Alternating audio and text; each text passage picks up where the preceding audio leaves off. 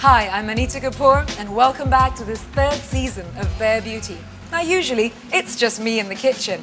This time we're going to be keeping company with ambassadors' wives from across the globe, all of whom who live right here in Singapore. And together, we're going to be sharing the beauty secrets of these enchanting countries through the coming weeks. Located in southwestern Europe on the Iberian Peninsula, Spain is surrounded by the Mediterranean Sea. It is the second largest country in Western Europe. The official population for Spain stands at 45.2 million people, and Castilian, more commonly known as Spanish, is the official language. Spanish cities have one of the most cutting-edge 20th century avant-garde architecture in Europe. Some of the architecture has both European and Arabic influences. Antoni Gaudí is Spain's most famous architect, and his unfinished masterpiece, Sagrada Familia, is a must-visit if you go to Barcelona. Another famous event, La Tomatina, happens in August every year in Valencia. Thousands of enthusiasts flock to Valencia to throw tomatoes at each other. Although not many of us relish getting pelted in the face with tomatoes, believe it or not, tomatoes are excellent for the skin. They counter aging effects and also help preserve moisture levels of the skin during harsh winter weather.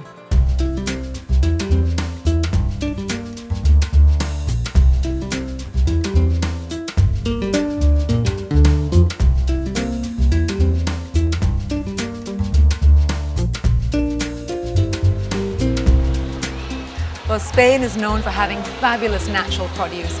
Everything from almonds to grapes, apples, pears, sugar beets, and some really great olives.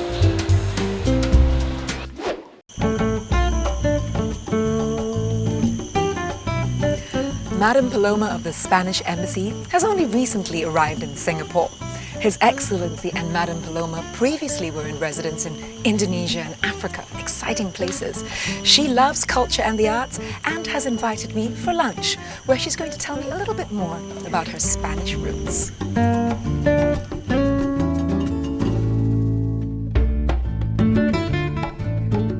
I have been here since 6 months ago, and I'm delighted, and I hope to be a very long time still. I think we are very happy being in this house because it's a national heritage house, and it has a little story I found in a book. It was an Australian soldier who was prisoner here in the Second World War, and they were having a hidden radio under the roof. So they could hear all the news about the war in the rest of the countries because they didn't know that. And in that book appeared the picture of this house, so it was very interesting for us. In the mornings, first of all, I have my breakfast with toast and extra virgin olive oil, because I think this is one of the healthiest things you can have in the morning, and fruit. And then I go to read the newspapers, but the Spanish ones through internet. In the morning, in the afternoons I read the newspaper from here. And then for exercise I like to, well, there is a long time I don't do Tai Chi, but I learned it in Indonesia. I had a fantastic Chinese teacher, and now here I prefer to do flamenco. There is a fantastic Spanish group dancing flamenco here, Reinas Gitanas, that will be more or less gypsy queen, and I go with them to practice flamenco because I think it's very fun to have exercises with music and dancing.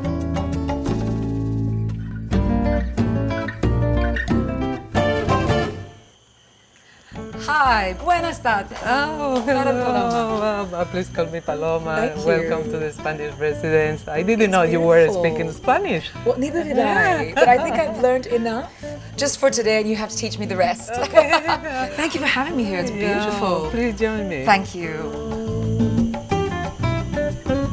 Oh, this is a sangria, which is a typical Spanish drink, and I hope you like it. One of my very favorites, actually. And I was going to just say that I think you've brought a little Spain to Singapore, and here comes the sangria. So I'm going to try your little secret here, Paloma. Cheers. Oh wow, that's really different. What's in this recipe? The sangria is a traditional Spanish drink, served usually before meals.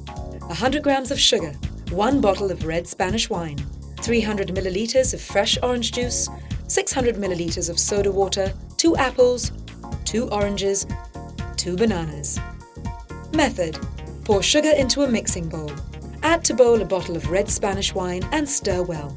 Pour in orange juice and soda water and continue stirring. Peel apples, oranges and bananas. Slice them into pieces, add to mixture and stir well. Leave to sit for 4 to 5 hours and serve cold.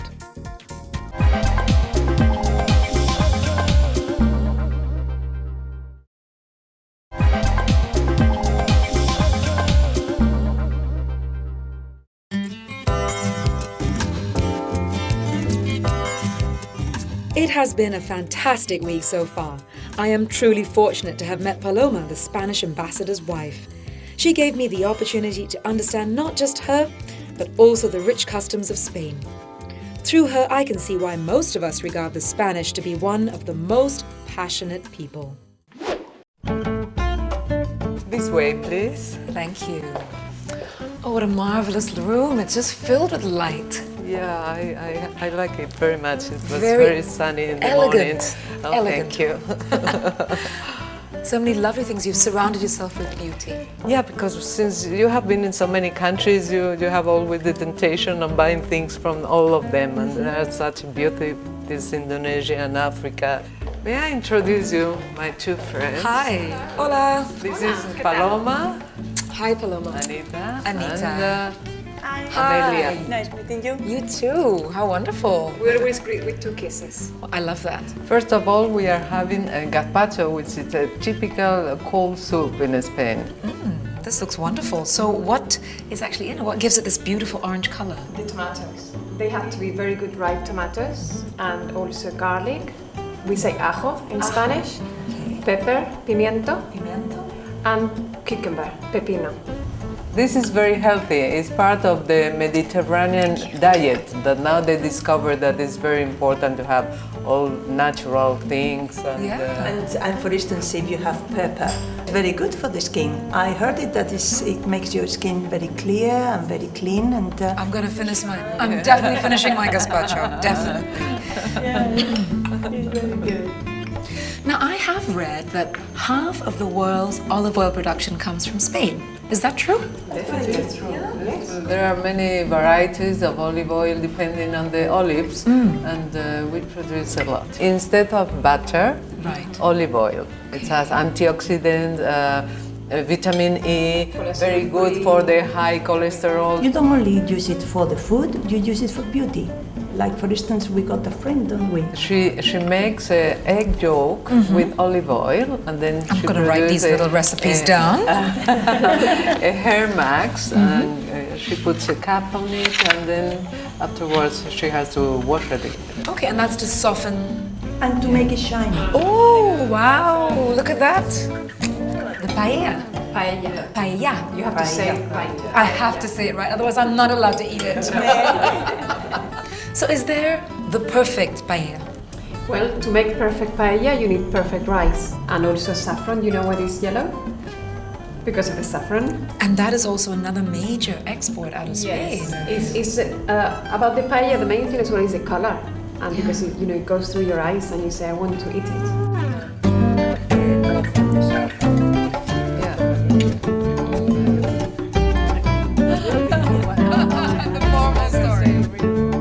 I am enjoying myself so much. The food is absolutely delicious. But I have to be bold and ask, what's for dessert? Yeah, I'll tell you. This is called tocino de cielo. That means slice of heaven. Well, I'm going to tuck into this. Let's go. Oh, wow. There is no other word for it. So tell me all about this. When I was posted to Angola, and the nuncio, apostolic nuncio, was Spanish, and he was a very good friend of us. It was the official visit of the Pope, John Paul II. And this nuncio asked me, please, Paloma, I don't know what to do because I have only 2 nuns and they don't know how to cook. So I say, don't worry, I will make a paella and then a tocino de cielo. I was driving myself with my cook because it was all cut, all the streets. Right. And so they stopped me and say, you are not allowed to go there. I say, I'm the Spanish ambassador's wife. And I have the dessert. And they say, no, you cannot. They say, I have the food of the Pope here. So if you want to, oh, yes. I have had the most amazing day with all of you. Thank you so much for sharing so much of your culture and the daily habits of your lives and your beauty secrets and all of those things. I feel very inspired to actually create a Spanish beauty recipe. Good. Yes? It's going to be a little secret for the moment. I have to go and find all my ingredients. But I would love to come back and share it with you another day. Oh, you are very most welcome. And because I haven't visited Spain, I have to be planning my next holiday. And I would love to be able to go to each of the cities and states that you come from. You should. Yeah? In the north, Santander. center, Madrid. Right? And Malaga in the south. I'm covered. Yes. Fantastic. And I hope you'll be there waiting for me to be my official guides.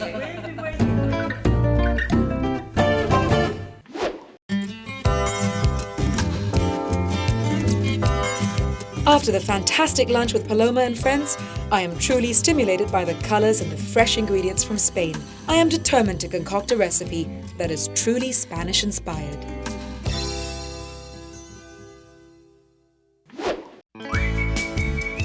Well, I've got my trusty shopping bag and I can't wait to fill it up. Tomatoes are believed to be the single most eaten foodstuff in Spain. Botanically, like the brinjal, tomato is a fruit, not a vegetable. This fruit is rich in fiber and high in vitamins A and C. Tomatoes are also cholesterol-free. Scientifically known as citrus limon, lemon is an astringent and highly refreshing. Arabs introduced lemons to Spain in the 11th century. Today, Spain is one of the major producers of lemons in the world. And next, I'm going to need some juicy olives for this recipe. Most olives are hand-picked. The fruit must be gathered undamaged. A good picker can pick approximately 80 kg of olives per day. It is easy to understand why olive oil is expensive, given that 5 kilograms of olives are needed to produce only 1 liter of oil. When the olive tree dies, shoots develop, forming new trees. This is why it is said that the olive tree is immortal. Well, finally, I'm going to need some brown rice, and I think this is just the shop I'm looking for. The difference between brown rice and white rice is not only the color. The complete process of converting brown rice into white rice destroys more than half of the nutrients and essential fatty acids in rice. Only the hull is removed to produce brown rice, making it a healthier choice. Well, I think I've got all the ingredients I'm going to need for my Spanish hand scrub. Can't wait to share it with Paloma.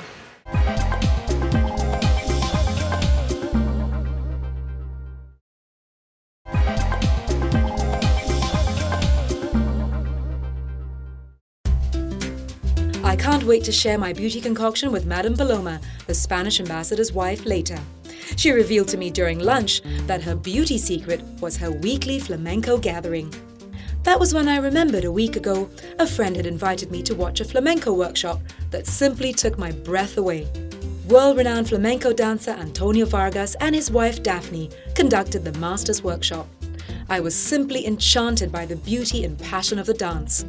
The dance had a narrative theme to it that kept my eyes glued. I wondered if I would have the opportunity to learn this art form one day.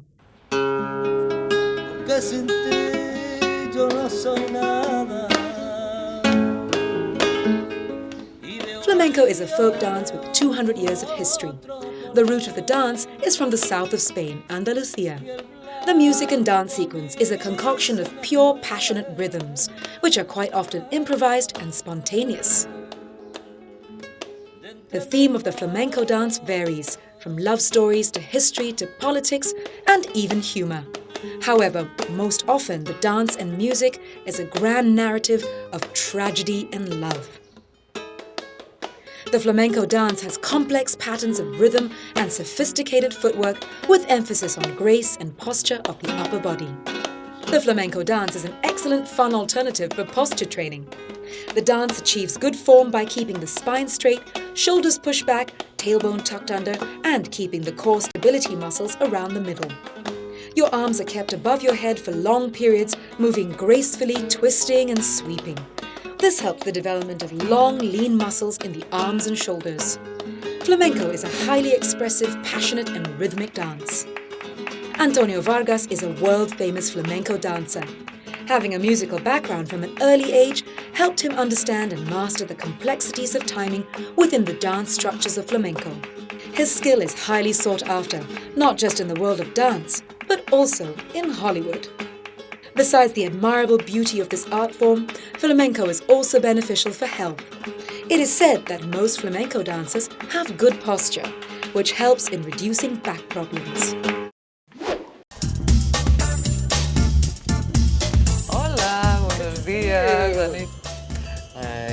I'm back as promised with a very big shopping bag filled with all kinds of exotic ingredients. Today we're going to make a Spanish hand scrub. I'm very happy about it.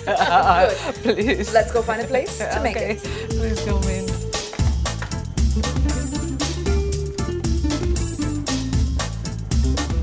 Well, Paloma, you saw me with my big bag, and these are all the fabulous ingredients I had inside. But do you think this is for a cream or we are having lunch today?